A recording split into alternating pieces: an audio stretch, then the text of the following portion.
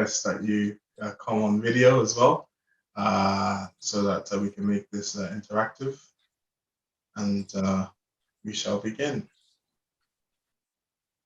Assalamu alaikum. It's saying that the host has disabled. You cannot start your video because the host has disabled it. Okay, I will ask the host to fix that now.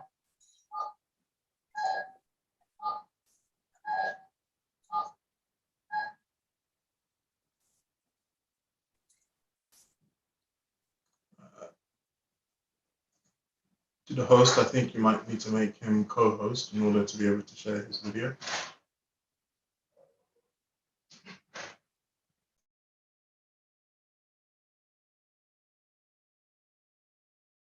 Assalamu alaikum. I've made him co-host.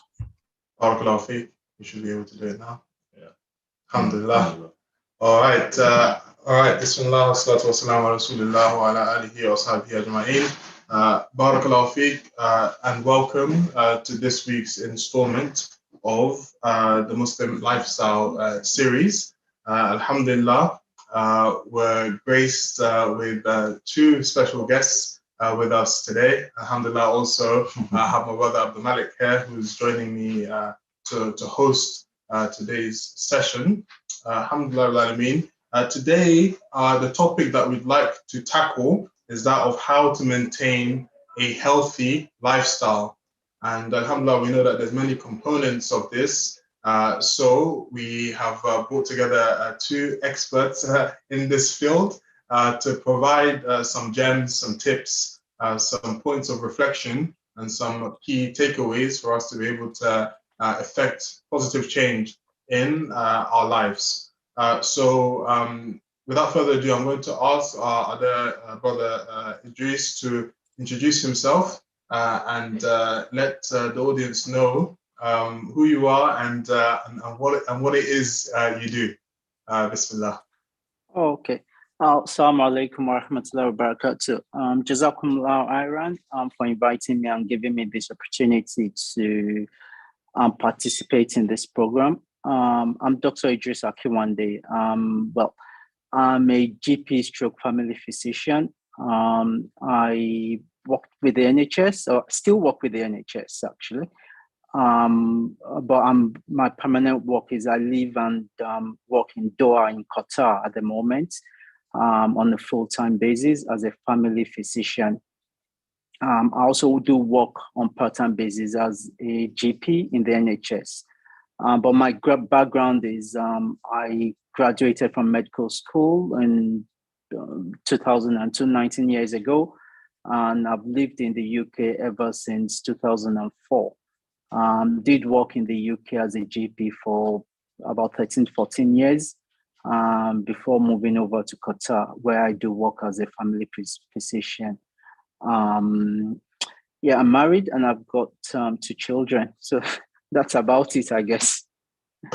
Barakallahu feek for that comprehensive introduction. Alhamdulillah, so on this topic of how we achieve a healthy lifestyle, obviously as a doctor, you probably, with your experience in this country to begin with and also in Doha, within our community, so let's begin with the Black community, what would you say, I guess, are the main ailments that I guess affect our community that perhaps really changes in lifestyle would be the key to prevention? Okay.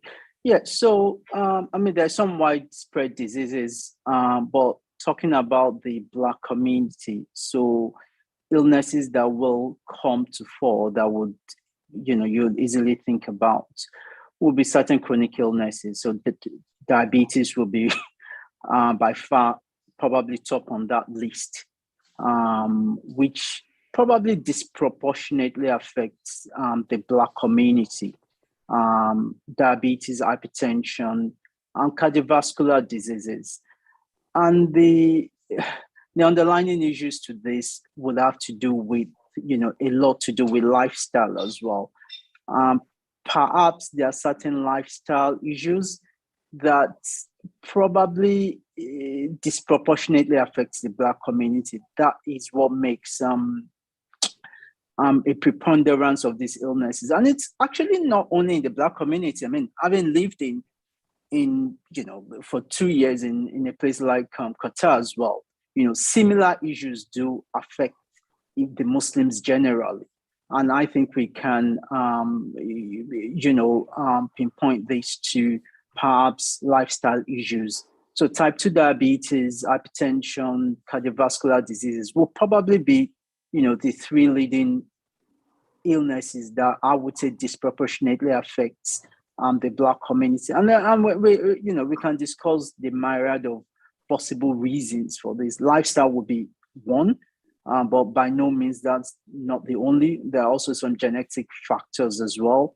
There are socioeconomic issues as well that do affect these things. So yeah, I would say type 2 diabetes, hypertension, and maybe cardiovascular diseases. Awesome. Barakallahu feek. We also have our second speaker who's just joined us. So if I can ask the host to please become a co-host so they're able to switch on their video. But in the meantime, can I ask Brother Yusuff, can you kindly introduce yourself, tell us a little bit about yourself, where you're from, and also what it is you do as a profession. Obviously, the topic today is about achieving a healthy lifestyle. So please explain how, I guess, your profession helps you to have some insight in this question. Assalamu alaikum, brothers. Can someone? I'm trying to unmute I'm trying to show myself on the video, but it says I can't. Oh, there we go. Yeah. It wasn't allowing me before. Assalamu alaikum. Alaikum salam. Yeah, I'm a personal trainer. I do one-on-one classes. I also do group sessions as well. I dabble in health and nutrition as well, but mainly PT. I'm in self-employed PT now for going on 7-8 years. Sorry, what was the question? You want to explain what I'm doing and what else? Indeed. So yeah, a little bit about yourself as well, your background. So how did you come into the field of? Okay. All right. So I would say fitness. Well, I'll start with sport actually. I've always been into sports. That's been like a big part of my background growing up.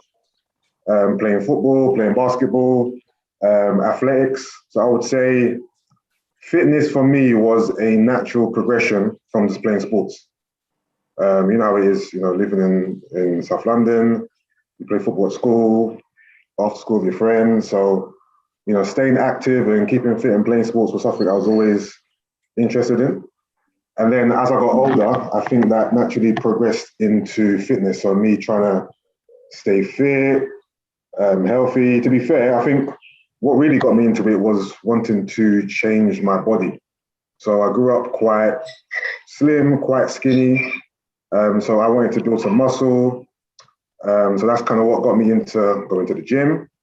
So my first introduction was basically just trying to build muscle. Then as I got older and I started to realize the more health benefits of, training and working out, I got more into cardiovascular fitness and, running, HIIT training, etc. But it mainly started from me wanting to basically improve the way I look, essentially. And then, as you learn and develop, you realize the other benefits of working out. It's not just about aesthetics, it's about, taking care of yourself internally as well as externally as well. In regards to my background, so in terms of this field in particular, I would say I done PE at school. So that was kind of like my introduction to it in terms of my education, in terms of health and fitness. Then in university, my first degree was sports and business. In college, I done sports science. So that's kind of like my education. Obviously, I'm a level 3 qualified personal trainer as well. So yeah, I've definitely got a background in terms of education as well. And yeah, I think, did I cover all the questions or? Yeah, so just to follow up, for Yusuff. So in personal trading, I can guess that, or a lot of your clientele are going to be people from the same background as us. So, Yeah. Caribbean. So what lifestyle or cultural impacts would you say, or cultural influences would you say have a big impact on the nature of the clients that you end up getting? So, obviously let's specify on, the weight issues or or any issues they may have physically. What kind of cultural impacts do you often I would say in terms of cultural impacts, it's mainly food, to be fair. It's mainly the food. So, being African and obviously specifically Nigerian, a lot of the foods we eat, are, from the carbs, heavy starch to stew, lots of oil. So I think diet is the main impact. But in terms of the physical side of things, I think culturally that doesn't really play a part because, activity and playing sports and, going to the gym, that's more universal. I don't think that affects, I might be wrong, but I don't think it affects people in a cultural aspect. I think it's more so your diet and your food, which is essentially, half of, the importance of training. So you've got rest, you've got food, and you've got training. So I would say culturally, it's definitely food that is the main factor. So for example, I might have a client who is Nigerian, eats a lot of, eba, pounded yam, jollof, stew, which is obviously rich in oil and stuff like that. So when I'm giving them like dietary advice, I'm essentially saying a lot of the time that you need to cut out a lot of the foods you eat, or you need to find healthier alternatives to the food you eat as well. So with myself in particular, I used to train a lot and I used to eat whatever I wanted. When I was younger, I never really, I wouldn't say cared about my diet, but it wasn't really a factor. You're young, you've got, your metabolism is quite fast. So I used to eat a lot of food, a lot of fats, a lot of fast food. But I stayed slim, I stayed in shape. It wasn't until I started getting older that I realized, you know what? I feel healthy and I'm strong, etc., but I don't see in the mirror. When I take my top off, I don't see what I want to see in the mirror in terms of, my fat percentage and, definition and stuff like that. So then it dawned on me, it's a very obvious thing, but it dawned on me, I don't really eat particularly well. So I looked at my diet, I looked at what I ate. Obviously, besides all the, normal stuff, the fast food and the chicken and chips and whatnot, a lot of the fats and the starch in my diet was coming from Nigerian food. So, as I said before, eba, pounded yam, etc. So, it's a hard one because do you then, forget about your cultural foods, which you grew up eating and which are part of your lifestyle for, different foods, or do you try to find that balance where you can still enjoy, your cultural foods, but have, healthier options as well? You completely eliminate it. So it's about kind of finding that balance. So yeah, I hope I answered the question. No, Barakallah, yeah, they definitely did. I think if we're moving on to our Dr. Idris, and we're focusing maybe a bit more on your perspective, because I might be assuming here, but I'd say a lot of the people that Brother Yusuff is coming into contact with are people that have taken the decision to do something themselves, whereas a lot of the people that Dr. Idris will be facing are people that maybe have ailments that are the result of them not taking that initiative to do something to help themselves. So just from your perspective, Dr. Idris, if you could tell us what the people that you come into contact with, what tends to be their attitudes towards things like exercises, and are there any kind of cultural influences that affect those attitudes towards exercise and fitness? Yeah, I think in terms of cultural influences in the UK amongst the Black community, I did, just a bit of background, I did work a lot actually we're based in Manchester, so I did work in a place called Moston, which had quite a fair population of people of Nigerian descent and Afro-Caribbean descent. So I do have quite a bit of experience with that. What I would say in terms of exercise and fitness, I would probably say two things that come into mind. I would actually say one, cultural, and two, socio-economic. Now, cultural in terms of what people have been brought up, or what people perceive as being healthy may not necessarily be healthy from the medical side of things. Okay. So, I mean, being Nigerian and having grown up, I mean, spent a significant part of my life in Nigeria, the definition of health is, that person that looks a bit on the chubby side, because that comes across as, is well fed. Okay. That elder person is that person that, can afford to get people to, do things for them. They're wealthy enough to have maids and things, to do things for them. So people have been brought up in that culture, which may not necessarily be, the eldest, or perhaps even the right interpretation of health. So I would say that's one point of view in terms of what people perceive as being healthy. So people perceive, if they see you're rather skinny, oh no, well, that means you're probably not eating well enough, or you're not wealthy enough to eat the right things. The other thing I would say that it's also a big thing is social economic factors. So you have people that are having to work quite a lot, having to keep 2-3 jobs, without having enough time for exercises, or not even having enough time to cook proper meals, such that they're having to rely on ready-made meals, on healthy meals, fast foods. So for me, I would say probably cultural factors, in terms of our health beliefs, the beliefs that we've been educated with ultra when we're growing up as to what good living entails, and also I would say social-cultural factors. People may want to exercise, people may want to eat healthy. One, they may not know how to go about it, and two, they may just not be able to afford, certainly in terms of time, to invest their time in healthy living, in cooking, and in also doing exercises. So those are probably, from my experience, two main things I would say that probably influences or affects the Black Afro-Caribbean community with regards to healthy living. Perfect.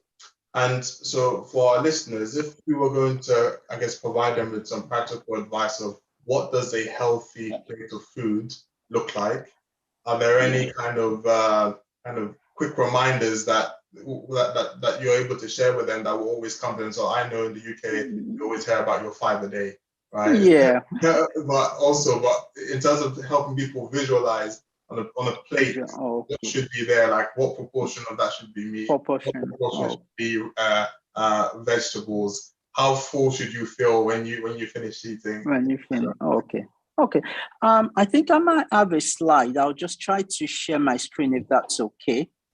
So that can give a bit of a visual representation.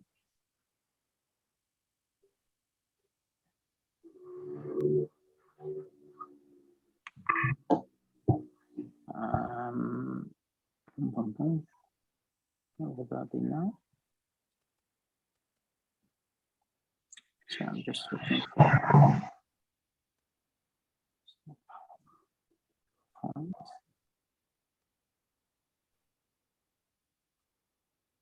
just a minute, sorry.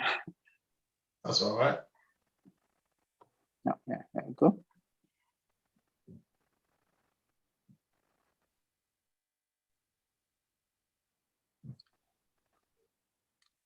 So I think I might just have. Okay, so I hope you can see the screen. Indeed, but can you go full screen? Boom, boom, boom, boom. How do I do that now? Sorry. There we go. Is that better? Perfect. Yeah. Oh, okay. Yeah. So in terms of your question, I think this slide might, provide a bit of an explanation in terms of what we will consider as balanced diet, healthy eating. The source of this information, just as a disclaimer, is from the NHS.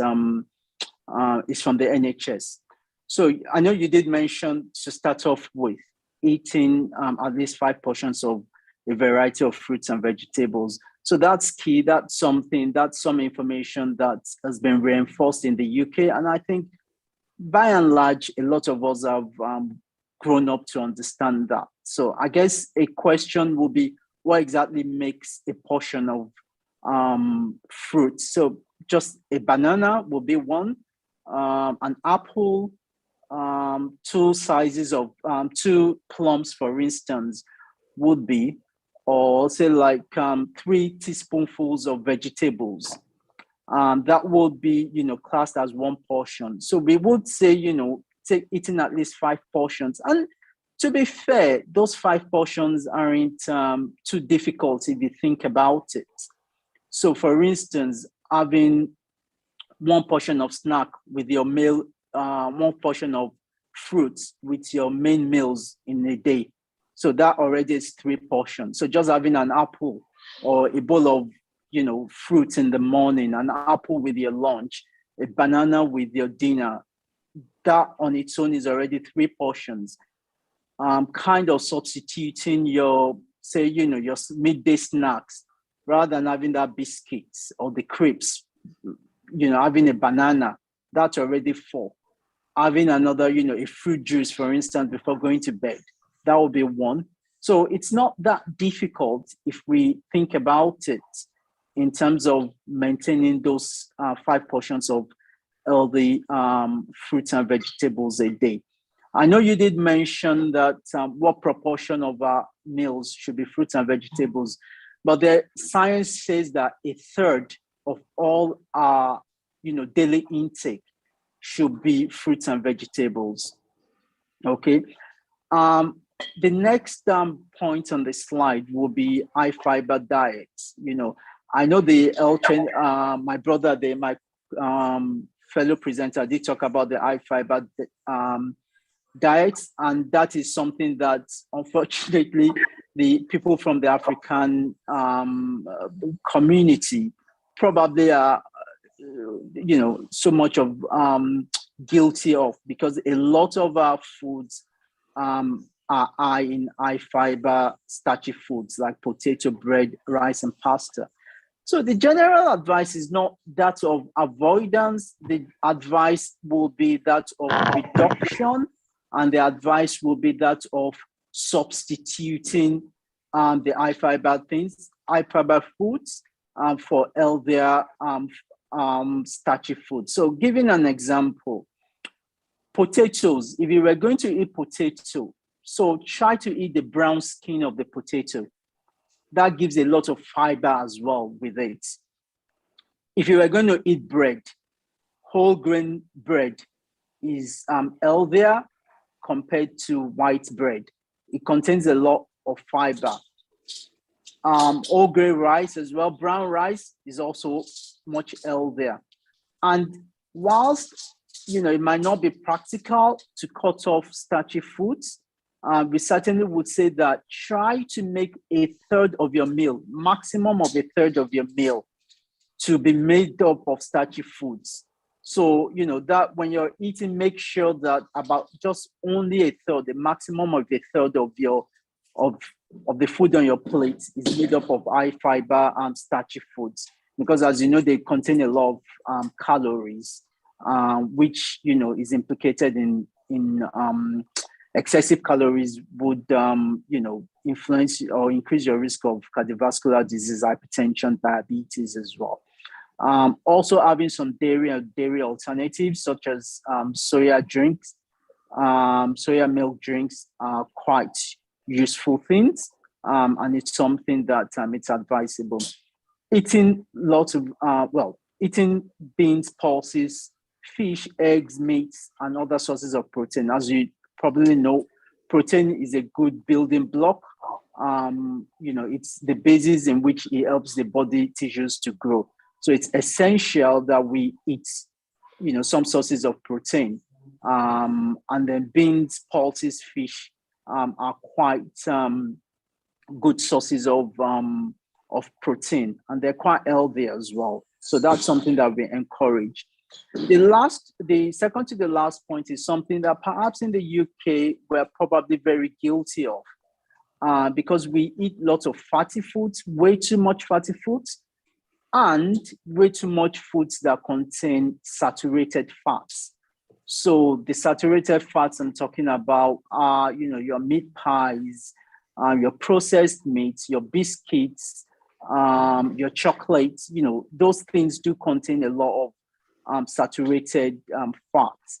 So we are advised to, as much as possible, limit the amount of saturated fats because they do increase our cholesterol levels, which in turn increases our risk of having heart problems and heart disease.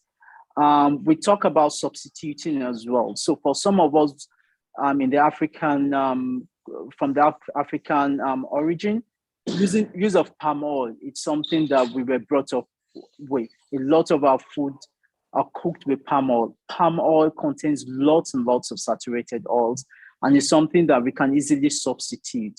So for instance, not cooking, avoiding palm oil and using like vegetable oils. So, things like sunflower oil will be one. Olive oil is also another good one. They are oils, but they got lots of unsaturated fats in them. And that's a much healthier choice. And also drinking plenty of fluids. So we're advised to drink about 1.5 liters of fluids. That will roughly be about 6 to 8 glasses a day. So generally, we, looking at our diet is key. And this is, a kind of a summary of what a healthy diet should look like. I would also just put a word of caution that I would always say, and I would always advise my patient that aim for excellence as against aim for perfection. So perfection, putting it in context, perfection will be, I eat all this. I'm going to cut everything out today. Usually that doesn't work. We can probably cut it out for a day or two, and then we go back. But aiming for excellence will be choosing, 1, 2 things and starting up with that. Okay, I'm going to make these choices. I'm going to drink more fluids. I'm going to substitute my palm oil for, vegetable oil. I'm going to eat more fruits and vegetables. Take it one step at a time and then build up from that. So that's attaining excellence. That means that basically what we are looking at is we want to improve. We want to do things better tomorrow compared with what we have done today. And we want to do things better next week compared to what we've done this week. That way, we make changes in little bits and they build up over time, rather than us wanting to make 100% of those changes at once. That people that have studied psychology often find out that doesn't work. So I would guess the summary I would want, or the take-home point I would want would be aim for making little sustained changes that will build up over a period of time, rather than making, all the changes at once. I hope that provides a bit of insight in terms of our diet. Barakallah Feek. That was a very, very, very thorough and very beneficial summary. That's what I hear. I'll switch over to Bro Yusuff, because I know that I can imagine as a personal trainer, his take on diet and diet changes maybe slightly even different in a lot of cases, because he's going to be dealing with people with giving people a lot more tailored advice, and he's going to be coming to people with their own psychological issues or attachments to certain foods. So I'd like to get his perspective on what the ideal diet looks like, if that even exists. What is about, well, one, I'm not a nutritionist, so when I have clients who come to me for detailed diet plans, etc., I'll mainly recommend someone who's a nutritionist, because they got way more knowledge than me. They're training that in it. But I do have, obviously, I would say more than basic knowledge, of course, of what to eat. But with food, it's very subjective, because everybody's body is different. Everyone's body, even with exercise as well, is subjective, because everyone's body reacts differently to exercise and to food. What Brother Idris was saying was thorough, and I agree with most of his points. The basic, or not basic, but the advice I give to clients is, obviously it's case-by-case basis, but if I'm to give a general overview, it's more so to have a healthy, balanced diet. So on your plate, obviously you've got the three food groups. Well, there's more than three, but the key ones, obviously the veg, your protein, and your carbs. So on your plate, that's what you should see, right? Carbs, veg, and meat. And then depending on your goals, whether your goals are to build muscle, to lose fat, you would tailor your meals with those food groups accordingly to your goals, whether that be portion sizes, how the food's cooked, what type of carbs you're eating, what type of meats you're eating.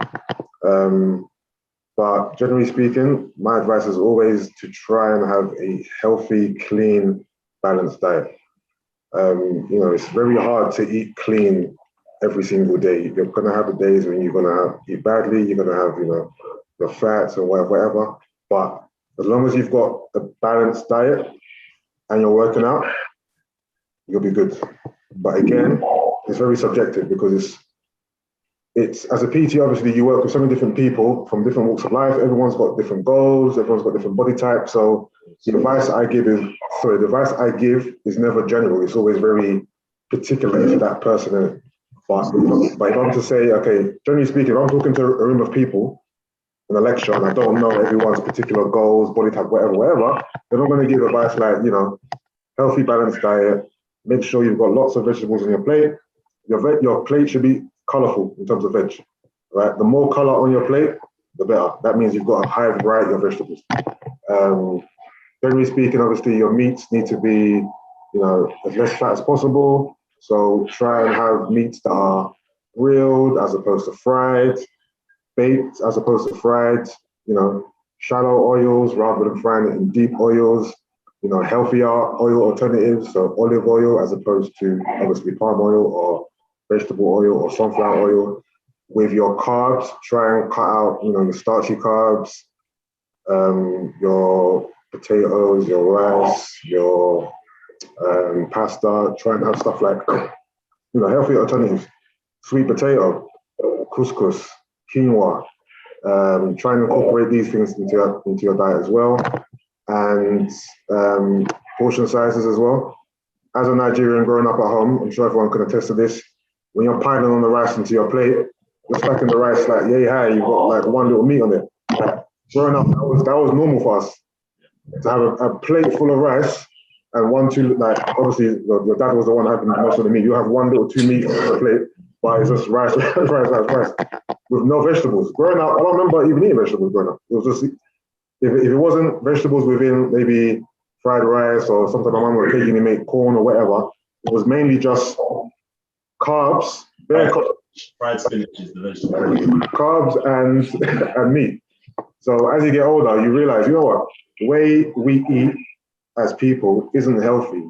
And it's about, it's hard to change in a day. Obviously, it takes time to change and to change your diet. It's more so because it's more so a lifestyle. We all live within our own lifestyle. So it's about changing your lifestyle, and making, healthier choices and kind of sometimes unlearning the things that we were basically programmed to do and believe growing up in our African households. Because obviously we can't blame our parents because that's all they knew and all they know, innit? But we never knew as kids that we were eating too much rice, or that we needed to have a more balanced plate. That we needed to have lots of vegetables as well as having rice, and maybe reduce our portion sizes here, increase our portion sizes there. Because essentially your plate, I believe you should have more veg and protein on your plate than carbs. Yes. But again, like I said earlier, that is subjective and particular to the individual. So I hope that gives you a better overview. But again, these questions are very hard to answer because I don't like giving out general advice because everyone listening now has got their own, situation, their own lifestyle, body type, the way their body reacts to exercise. So, but what Brother Idris was saying was good, because that was a concise general overview. But as a PT, I don't give general advice. I give specific advice to the person. Yeah, very insightful. So obviously we talked about one key component, which is what we put into our bodies, our food. The other kind of very key component is our activity levels, our exercise. Yeah.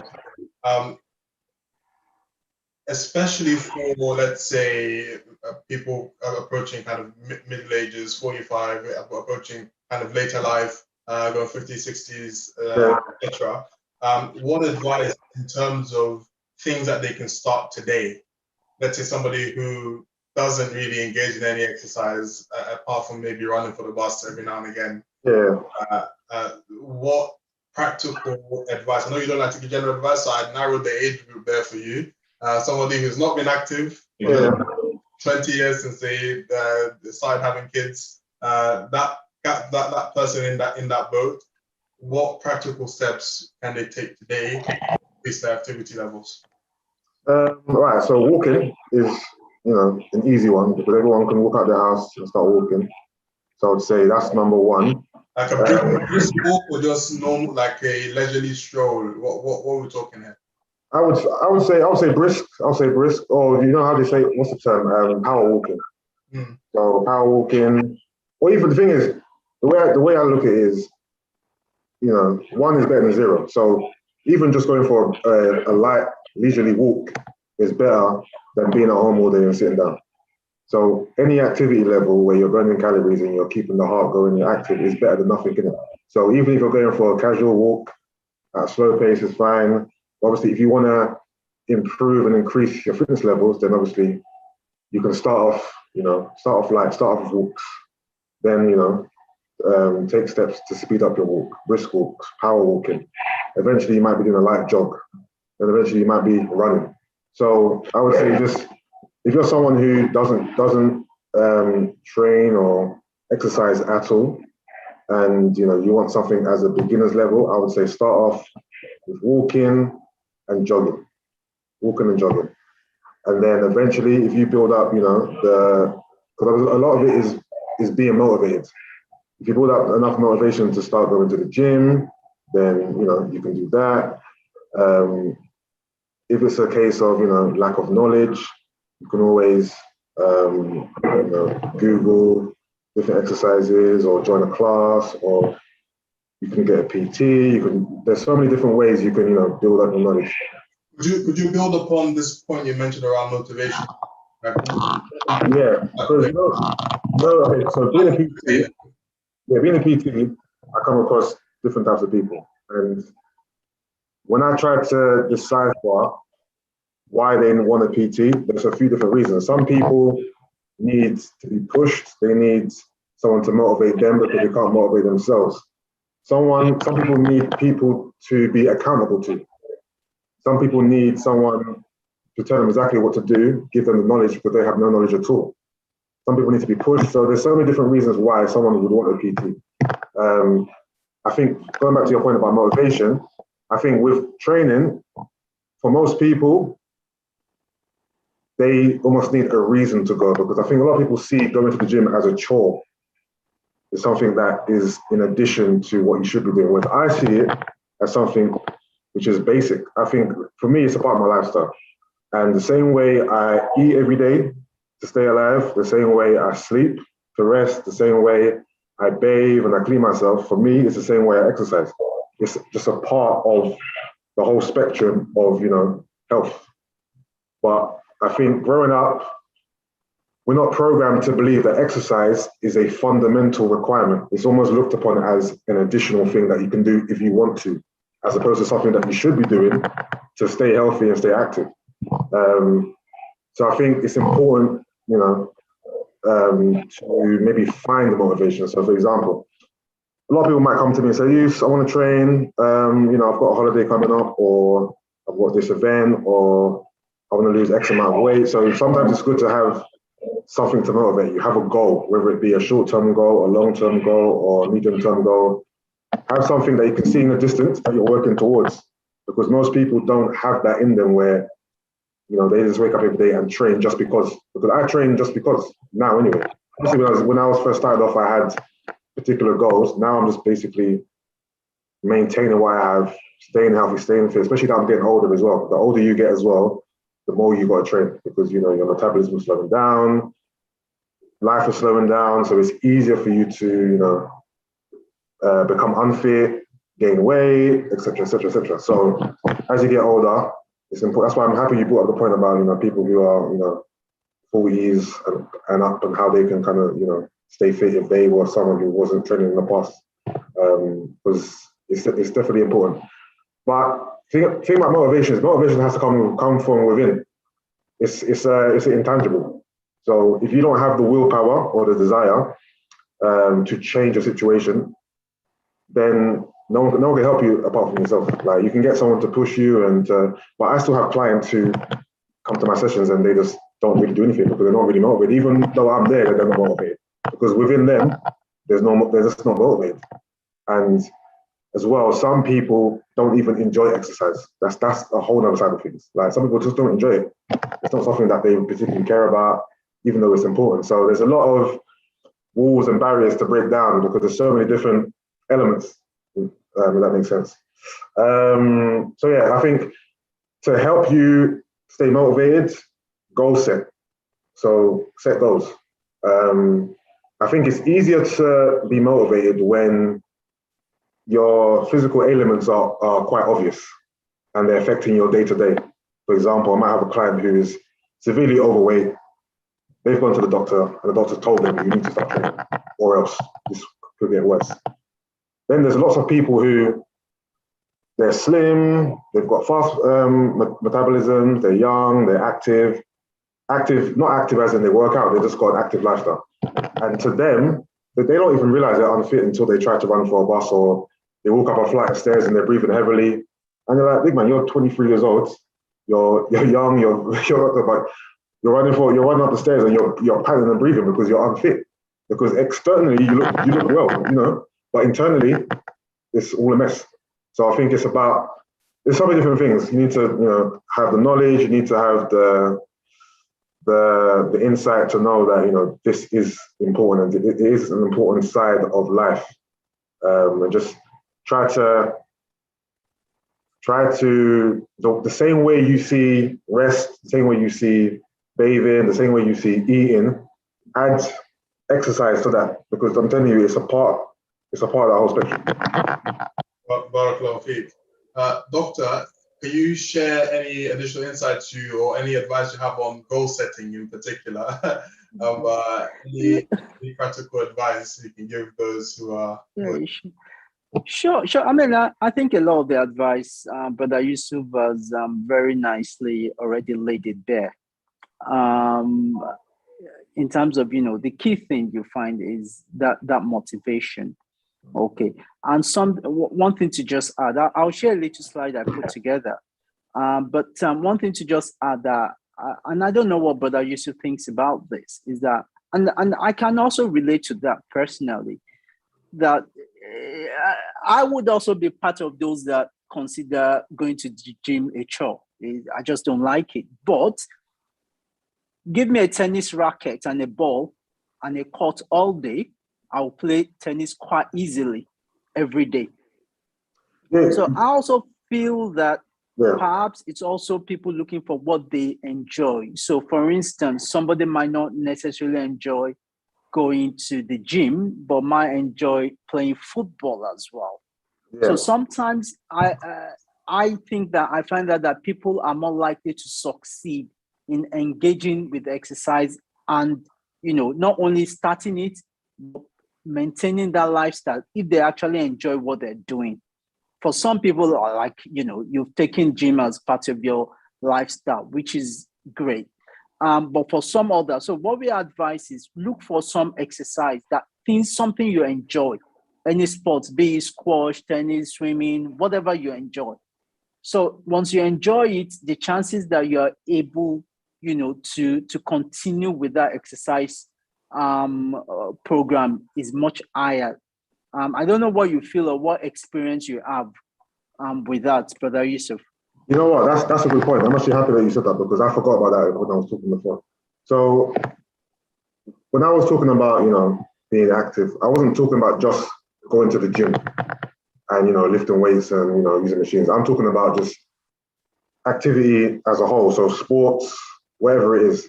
And yeah, like Brother Idris said, when you find something that you enjoy doing, whether it be playing football, I have people who don't go gym, but they play football every week, and that's their exercise. Exercise doesn't have to be going to the gym, lifting weights and doing HIIT training. You can play sports, basketball, you can box. I got a lot of clients who love boxing because, they find it enjoyable. It's a stress reliever. They get to hit the pads and, work off the steam. So, and they love it. They really, really enjoy it. So yes, that's definitely a good point. Find something that you enjoy doing. If you're someone that doesn't enjoy anything, then I don't know how to help you, but find something. Find something that you enjoy. It can be sports, it can be running, it could be swimming. There's so many different types of activity out there that you can explore in. So I think if you try your hand at a few things and find something that you enjoy doing, because a lot of people do look at it as a chore. Like, I gotta go to the gym today. I can't be bothered. Like, I'm tired. Like, they'll make excuses to the end of the earth because to them, it's a chore. It's something that they don't want to do, something that they don't enjoy, whether it be because it hurts and a lot of the time it's because they're not good at it and they're not giving themselves that time to get good at it. Because, for example, when I first started training, obviously I wasn't as strong as I am now. I wasn't as fast as I was now. I started off, not particularly enjoying going to the gym because I was weak. I was with a few of my friends who were stronger than me and faster than me and had more endurance than me, and I didn't enjoy it. But if you quit then you're never going to get anywhere. So you got to remember, everyone is running their own race. So when I was younger, I was making a mistake of comparing myself to my friends and what they were doing. Everyone's running their own race. You have to have tunnel vision and not focus on what other people are doing. Everyone's got different levels. Everyone peaks at different times. Everyone gets to where they want to be at different times. So if you just focus on what you're doing, find something that you enjoy, be consistent with it. Remember, consistency is another thing that I just want to preach about as well, because a lot of time people train with me and they might train with me one day a week, and when they're not with me, they're not doing anything else. You're not going to get nowhere. Every time you come back to me, you're just starting again. So generally speaking, consistency is key. That's repetition. That's doing something over and over and over and over again. It's like practice until you get better and better and better. You get better, you get fitter. I think when you start to get better at something, then you start to enjoy it. I think a lot of people's negative thoughts about training is when they can't do something, and they attach that to failure, and so you're not going to enjoy yourself if you're constantly failing at something. But that's always going to be there. Failure is a part of the journey, because you're not going to come into any sport or any training session at the top of your game. Everyone, even the best athletes at the world, start at the bottom. So you start at the bottom and you work your way up. But I'm telling you, the best thing to do is not to give up, not to quit when it feels hard, when it gets hard. When it gets hard, that's when you've got to push, and eventually you'll get to where you need to be. So be consistent. Frequency is important as well. Having variety as well. A lot of people get bored because they're doing the same thing over and over again. Try to find variety. Try to, try new things. There's so many, I can go on about this all day, but there's so many different ways to, go about this. I think Dr. Idris, you were going to share us a slide, weren't you? So yeah, I think can you see I've got something on my screen? We could see it, but now it's gone off, so you might need to reshare. Okay, just a minute, then I will just share it again.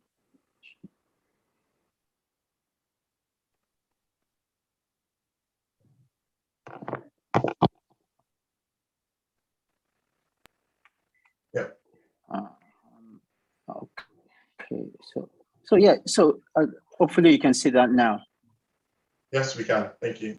Okay, yeah, good. So this again is just an kind of a summary of the NHS advice on exercise. And again, just as a disclaimer, this is a general advice.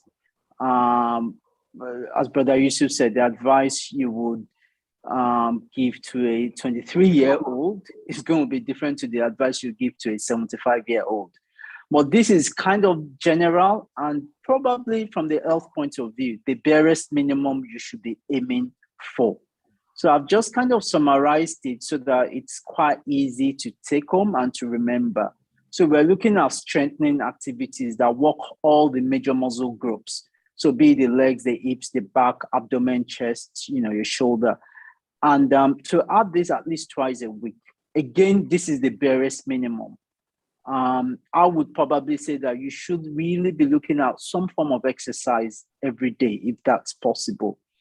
In terms of time, we're looking at, 150 minutes of moderate intensity, a week.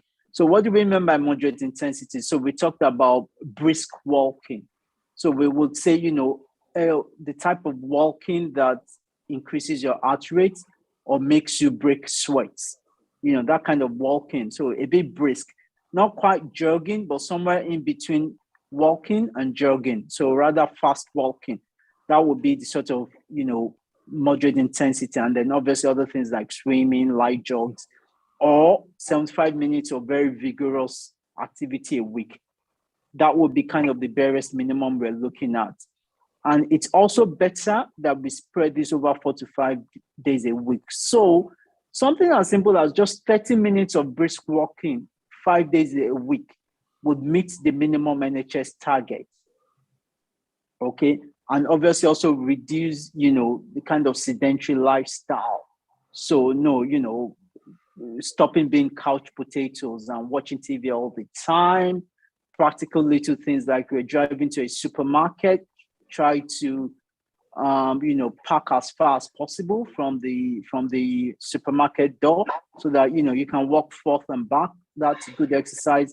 When the weather is good, try to go for walks rather than driving if it's short distance, or using public transport. That involves some walking as well. Using the stairs where possible rather than lifts and escalators. Those are practical little things we can do that we can inculcate in our everyday activity without, it being a big thing. And once we get that, inculcate that, we'll find out that actually doing 30 minutes of exercise every day it wouldn't be a big deal for us. So I think, in addition to what Brother Yusuff has said, which is mentioned pretty much everything, I've just summarized what the standard NHS minimum exercise target for patients will be. Obviously, if you have other diseases, then we might aim for you to do more. So if you've got type 2 diabetes and you're overweight and you need to lose weight, you will probably need to do more than just the barest minimum. If you've got heart disease and you need to lose weight because you've got cholesterol levels and your heart is fit enough to tolerate it, you might need to do a bit more. But this is kind of a general advice for the, just to maintain a good, healthy lifestyle. People that have different diseases may have to do more. Some people might have osteoarthritis, for instance, where some of these exercises, exercising the major muscle groups might be difficult. They might need, substitutes for that. But this is just a summary of what we as doctors would expect patients, fit healthy patients that want to just maintain healthy lifestyle should do as a barest minimum. Barakallah. Just before we wrap up and invite our speakers to say their final pieces, I thought I'd kind of give my own little summary. So in case I don't think it's been said, me myself personally, I'm a clinical pharmacist for the last 3 years, and I've been working in a hospital in South London where predominantly it's patients that we're seeing front line is Africans and Caribbeans, and I also have done some talks and some sessions relating to nutrition from a Nigerian perspective. So it's a subject area that interests me interests me very much.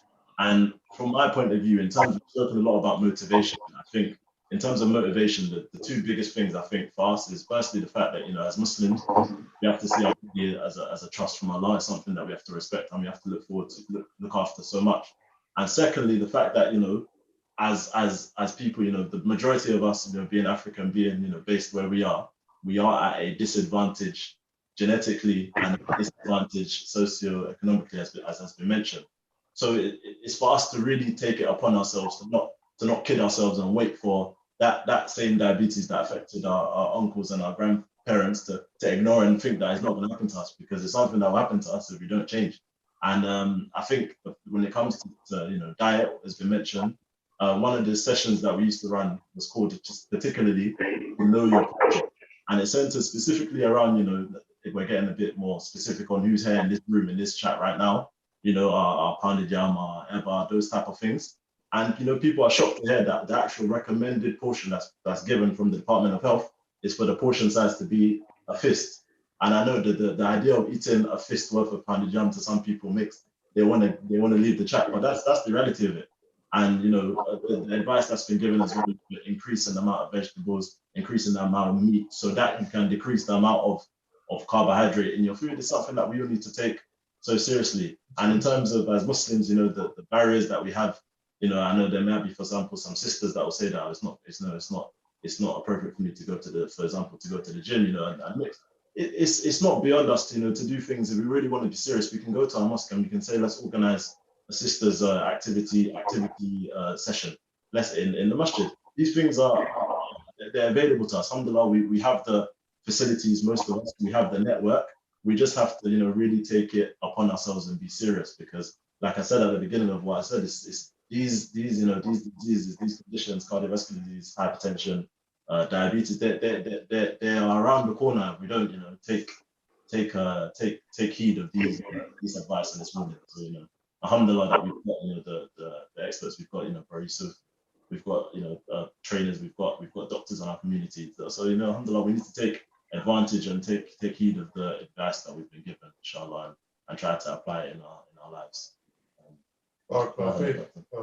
So we're going to hand over to our speakers now for the final word, and also if you can share your social media or how people can potentially get in touch with you. I know for the Yusuff, for instance, you might have clients or future clients in this call. Likewise, Doctor, there might be people who bring them to the right direction when it comes to how to proceed with their condition. So start with you, Brother Yusuff. Parting advice, parting words, and also if you can share some information on how people can get in touch with you. Yeah. Parting advice. There's so much things I could say, but I would say, one, obviously look at your diet. If you have any concerns about what you're eating, just look at your diet. Maybe do what I like to do with my clients. When I have new clients, I ask them to make a food diary for me. So keep a food diary for a week, and then I check it. I go through it with them, tell them what they should not be eating, what they should be eating, what they could change, and alternatives. So I would say definitely look at your diet, look at how you're eating, and try to decipher how you can change your diet for the better. Whether it be, finding healthier alternatives to what you currently eat, whether it be, completely cutting some stuff out of your diet. Oh, I think I've frozen. Am I frozen? Oh, sorry. Whether it be cutting things out of your diet completely, whether it be reducing, portion sizes of particular things that you're eating, whether it be, eating and drinking more of what you should be. So do you drink enough water? Basic stuff like that. Do you drink enough water? Do you eat enough vegetables? Are you eating too much fat? So just my advice on that part would be just look at your diet tomorrow and see how you can improve it. Same thing with your activity levels. Do you have goals? Question number one, do you have goals? And is your current activity level going to help you achieve your goal? If the answer is no, then look at ways to change that. Whether it be, exercising more, exercising different, because sometimes it's not even about there's a lot of different elements. It doesn't. Sometimes it's not about. You could be exercising 5 days a week, but are you doing the right things? Are you training to the right intensity? Are you doing the right exercises? So increase your knowledge as well is important as well. You can, you can read books. You can go on YouTube. There's tons of videos on YouTube, exercise regimes and workouts and whatever it may be. Someone, obviously you can talk to someone like me as well. I'm happy to give advice. If you want a PT, listen, I'm here. So I'll give you my details at the end, and you can hit me up and we can discuss. And my biggest advice of all would be to just make health and fitness a part of your lifestyle. I think when it's a part of your lifestyle and it's something that you don't look at as a chore, you don't look at it as, something negative, you look at it as something positive, because at the end of the day, it is your health. It is your health. And if you look at, the last 2 years coming out of the pandemic, a lot of people have died, a lot of people have been affected by COVID because of underlying health issues.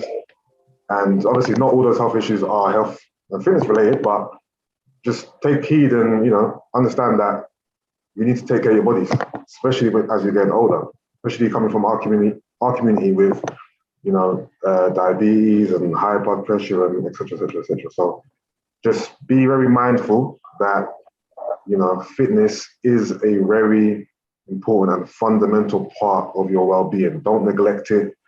Don't pull it off. Don't say tomorrow. Today is the day.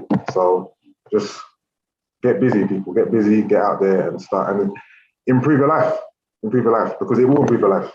It's as simple as that. It's not gonna make you go backwards. It's gonna make you go forward. So if you want to improve your life, look at your lifestyle. Look at how you're eating, your activity levels, and if they're not sufficient enough, change it for the better. So yeah, if you want to contact me, you can contact my personal assistant, Ailments, and he will get you in contact with me. No, I'm joking. My fitness Instagram is bym.fitness. If you send me a message on there, then I'll reply you and we'll go from there. So yeah, BYM, sorry. Yeah. BMY, I don't even know my own Instagram. BMY.fitness, that's my fitness Instagram page. So if you want to talk to me, hit me up there and we'll go from there. Barakallahu feek. And Doctor, same question, same ask to you, final words, parting advice on how people might be able to get in touch. And also there's some questions in the chat, just one around the difference between vegetable oil and groundnut oil. Are they the same thing? Can they be used interchangeably? So yeah, if you can maybe touch on some of those nutritional questions. In there. Okay. Yeah. So I think I've spotted two. So first one, groundnut oil, vegetable oil. So groundnut oil is slightly different from vegetable oil. So from the name, groundnut is a nut, is the oil from that nut. While vegetable oils are oils that are derived from plant-based. So things like sunflower oil will be something. So there are different types of vegetable oil. So basically, vegetable oil is a broad term to denote, all things. So sesame seeds, sunflower oils will be vegetable oils, while groundnut is from nuts. So they're by definition different. And what if I use a little bit of palm oil instead of cutting it out completely? Well, our ancestors used palm oil and not other oils, and they lived so long. Well, great. That's good. I will probably say that, because they used palm oil and lived so long, may not necessarily be only down to the palm oil. You also have to consider so many other factors as well. Were they exposed to that amount of pollution that you're exposed to? Were they exposed to the amount of preservative in the food you're exposed to? Are they not more active than you are now with the sedentary lifestyle? So there's so many other things, compounding things. So we couldn't say because they, live long, use palm oil, that makes palm oil good. Palm oil particularly contains a lot of saturated fat. So the less of it that we use, the better for us. Yes, we can reduce it. Of course, reducing it is better than using it.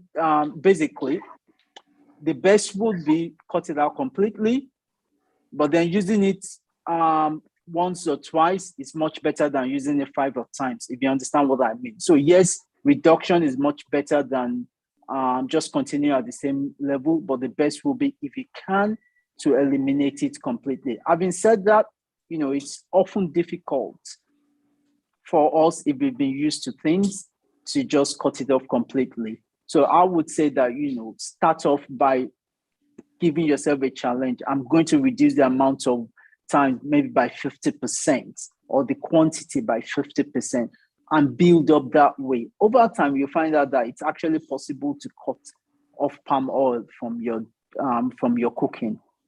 We know people that have done it, and that's very, very possible. But it takes time. And that's what I mean by, and this will tie into my parting words shorts, is aim for excellence, aim to, make incremental changes, better things on an incremental level. Make sure that tomorrow is better than today. Make sure that things you do next week is better than what you've done this week. Don't aim for perfection. Don't aim to eliminate palm oil completely, but aim that next week you use less palm oil than this week. And the week after you use less. And that way you build up. I hope that would serve as my parting shots. May Allah reward all the organizers of this program, and maybe make the best use of whatever good has come out of this. Amen. I mean, barakallahu feek to both our speakers. May Allah reward you, bless you both, and increase you. And barakallahu feek to all our attendees today, and for the interactivity, and the questions. Inshallah, the video will be available on YouTube in case you want to go back and revisit it in order to kind of take some notes and pick up some gems. Okay. Sorry, I forgot to say that you mentioned about, I'm not very active on social media things, but should there be anyone, because this is a general, public forum, anyone that has more personal, questions, I'm more than happy for them to contact me. I'm happy to leave my email and contact details with the organizers, and anybody that wants to or feels there is a need, I'm quite happy for them to contact me personally to discuss more personal issues. Barakallahu feek. And on that note, we say thank you to all of our attendees, and thank you to both of our speakers. Subhanaka Allahumma wa bihamdika ashhadu an la ilaha illa anta astaghfiruka wa atubu ilayk. Assalamu alaikum wa rahmatullahi wa barakatuh. Wa alaikum assalam wa rahmatullahi wa barakatuh.